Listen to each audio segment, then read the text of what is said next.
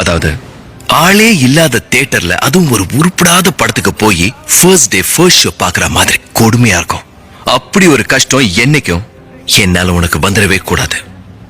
என்னை பொறுத்த வரைக்கும் உன்னோட நினைவுகள்ல நான் நல்ல விதமா இருக்கணும்.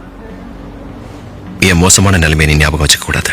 உன் கூட கடைசி வரைக்கும் இருக்கணும்னு ஆசைப்படுறேன். சத்தியமா சொல்றேன், அடுத்த ஜென்மத்துல உன்னை தேடி கண்டுபிடிச்சு உன் ஜன்னலுக்கு வெளியில நின்று ஓமன பெண்ணை பாட்டு அலற வரணும் இல்லையா பாரு.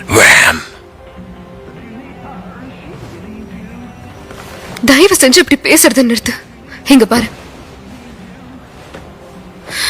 இதை எதிர்த்து போராடலாம்.